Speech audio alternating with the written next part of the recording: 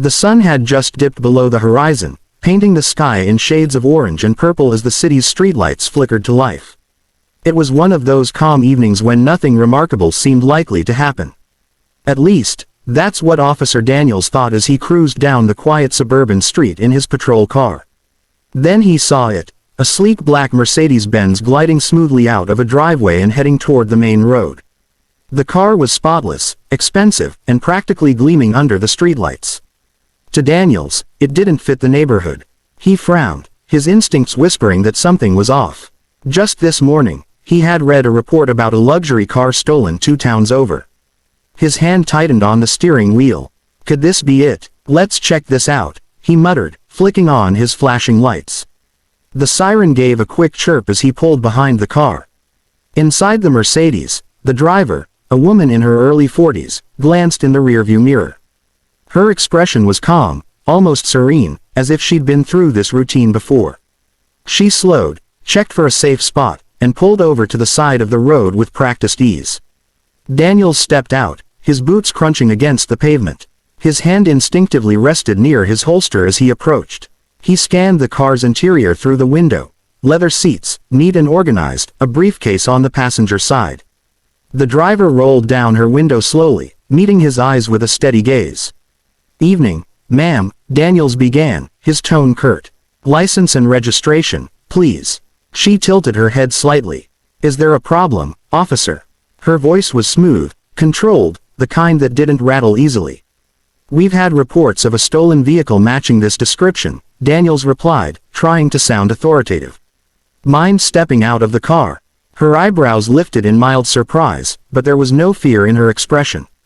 Instead, she gave a small, almost amused smile. "You believe this car is stolen?" "I'm just doing my job," he shot back, irritation creeping in. "Please, step out of the vehicle." Behind them, a couple of curious pedestrians slowed their pace, sensing the tension. A man pulled out his phone, subtly recording from across the street. The woman stayed seated, her hands resting calmly on the steering wheel. "Before I comply," she said evenly, "I'd like to know the probable cause for this stop." Daniels stiffened. Civilians rarely used terms like probable cause. Something about her confidence unsettled him. But he pushed the thought aside. He was in charge here. Or so he thought. As the evening air grew heavier and more eyes turned toward them, Daniels had no idea the next 5 minutes would change everything, for him, for her, and for anyone watching. Officer Daniels felt the shift in the air. The woman's calm tone, her choice of words, it all unsettled him more than he cared to admit. Most drivers, when pulled over, fumbled nervously for their license and registration.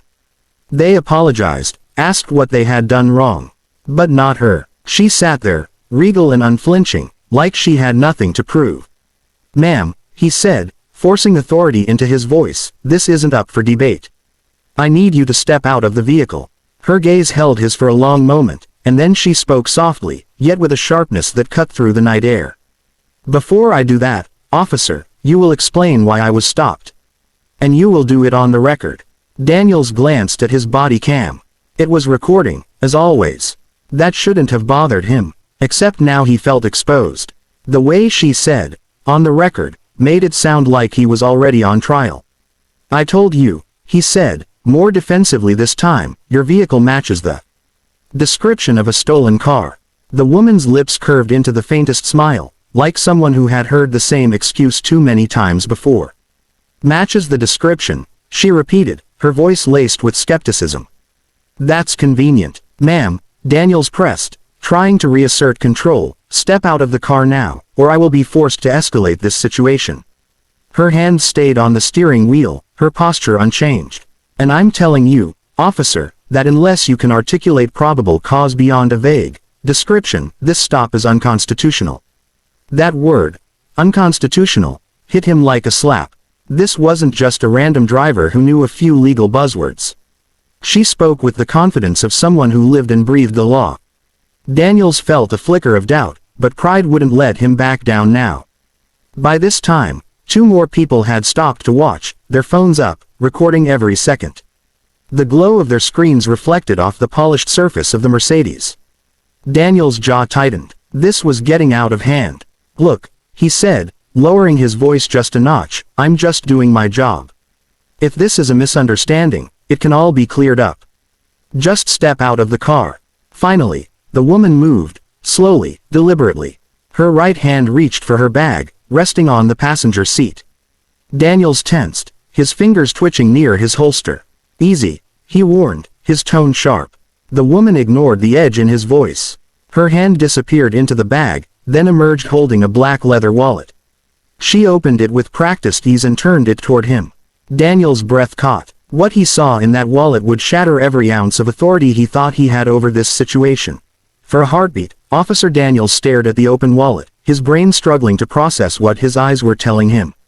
It wasn't a driver's license. It wasn't a credit card. It was something far more official, a gleaming badge and an embossed ID card bearing the seal of the state judiciary. The words leapt out at him like a punch, "Honorable Judge Camilla Thornton." Daniels blinked. His throat went dry. A judge. He felt his stomach sink, like the ground had been ripped out from under him. Camilla watched him carefully, her calm composure unwavering. "Is there a problem now, officer?" Her voice was low, measured, and yet carried the weight of someone who knew she had just flipped the power dynamic entirely. For a split second, Daniels considered bluffing, pretending the revelation didn't rattle him. But the tremor in his hands betrayed him as he handed back the ID with a stiffness that felt almost robotic. I didn't realize." "Of course you didn't," she interrupted, her tone sharp now. "Because you never asked. You saw a black woman in a luxury car and assumed it couldn't be hers. You profiled me, officer. You violated the very laws you swore to uphold." Her words cut deep, each one deliberate, each one landing like a hammer on glass. Daniels could feel the stares of the bystanders burning into his back. He could hear whispers now, the unmistakable click of phone cameras capturing every detail. "Ma'am, Judge Thornton, this isn't what it looks like," he stammered, his voice cracking under the weight of humiliation. "Oh, it's exactly what it looks like," she replied coolly. "Your body cam is recording, correct?" Daniels swallowed hard. "Yes, ma'am." "Good," she said, "because that footage will go directly to internal affairs. And just so you know, these witnesses out here," she gestured toward the small crowd forming on the sidewalk, "are capturing a second angle. So there will be no technical difficulties when this is reviewed." He opened his mouth, searching desperately for an escape route, but she didn't give him the chance. She leaned slightly out of the car window, her eyes locked on his. "Officer Daniels, I suggest you take a deep breath and consider your next words very carefully. Because right now, your entire career hangs by a thread of your own making." Daniels' chest tightened. He had walked into this stop with confidence, ready to chalk up another good caller for the week. Instead, he had just stepped on a landmine, and the woman who planted it was now calmly dismantling every ounce of authority he thought he had. What she said next would seal his fate forever. The silence that followed was deafening. Officer Daniels stood frozen beside the car, his mind a chaotic swirl of panic and regret.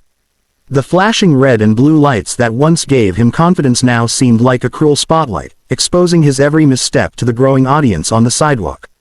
Judge Camilla Thornton didn't raise her voice. She didn't need to. Authority radiated from her like heat, and Daniels could feel it suffocating him. She slowly closed her wallet, her judicial badge glinting one last time before disappearing into her bag. "Here's what's going to happen," she said, her tone firm and deliberate. "You are going to step back from my vehicle. You will call your supervisor immediately. And you will not, under any circumstances, attempt to detain me further. Am I clear?" Daniels opened his mouth, but the words tangled in his throat. "Judge Thornton, I was just profiling me," she finished for him, her eyes locked on his like a hawk tracking its prey. "You weren't just doing your job. You were abusing your authority based on an assumption that a black woman couldn't possibly own a car like this. That ends now." The onlookers murmured, their cameras capturing every second of the exchange. One man even muttered, "Oh, he's done," under his breath. Daniels heard it, and the pit in his stomach deepened. "Call your supervisor," she repeated, her voice slicing through his panic like a blade. Daniels fumbled for his radio, his hands slick with sweat. "Dispatch. Requesting a supervisor to my location." His voice cracked as he gave the address. The response was quick and clinical. supervisor en route. Camilla shifted slightly in her seat, still calm, still composed. And while we wait, she said, pulling out her phone, I'll be contacting Internal Affairs. Your badge number, Officer Daniels. He hesitated, his face paling. Ma'am, please, your badge number, she repeated, with a finality that left no room for argument. He gave it, each digit like a nail in his own coffin. She typed it into her phone, her fingers moving with precision. Then she looked up, her gaze icy. You should understand something, she said. When I took my oath as a judge, I swore to uphold the Constitution and protect citizens from exactly this kind of misconduct. I take that oath very seriously. Daniels swallowed hard. His chest felt tight. Every second dragged like an eternity. The distant wail of a siren grew louder. His supervisor was on the way. And Daniels knew, deep in his gut, that this wasn't going to end with a friendly chat and a warning. This was the beginning of the end. The supervisor arrived within minutes, his cruiser rolling to a stop behind Daniels' patrol car. The siren clicked off, but the tension in the air only grew thicker. Sergeant Miller stepped out, a seasoned officer with lines on his face that spoke of decades on the job. He glanced at the flashing lights, the small crowd of recording bystanders, and the look of sheer dread plastered across Daniels' face. His gut told him this wasn't a routine traffic stop gone wrong, it was something far worse. Judge Thornton, Miller said respectfully as he approached the Mercedes. He recognized her immediately, and that recognition alone sent an electric current through the scene. Ma'am, I apologize for the inconvenience.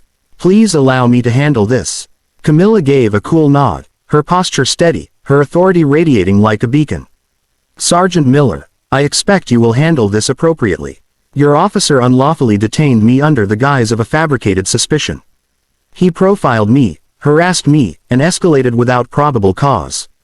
All on camera. Miller's jaw tightened. Yes, ma'am, I understand. He turned to Daniels, who stood stiff and pale as chalk, his world collapsing in slow motion. Daniels, Miller said sharply, we're going to have a serious talk after this. Hand me your badge and weapon. The command hit Daniels like a bullet. His hands trembled as he unclipped his badge and holster, passing them over without protest.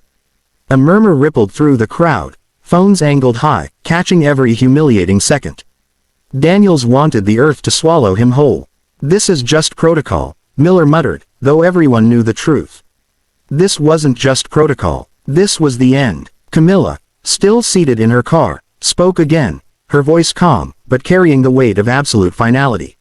Sergeant, I'll be filing an official complaint with Internal Affairs first thing tomorrow. The footage from his body cam and the videos these witnesses have will make the process simple. I trust your department will cooperate fully. Absolutely, Your Honor, Miller replied quickly. You have my word. Camilla gave him a polite, cold smile, the kind that said this wasn't over, not by a long shot. She reached for her ignition, started her car, and eased away without another word. The crowd slowly dispersed, but the damage was done. Daniel stood there, his weapon gone, his badge gone, his future gone. The weight of what just happened crashed down on him all at once. One impulsive stop, one assumption, one catastrophic lapse in judgment, and now, his career wasn't just in jeopardy. It was over. By the next morning, the headlines exploded across social media and news outlets. Cop accuses black judge of stolen car. She flashes ID and ends his career on the spot. Daniels never saw patrol duty again. And Judge Camilla Thornton, she became the face of a national conversation about bias, accountability, and the power of knowing your rights.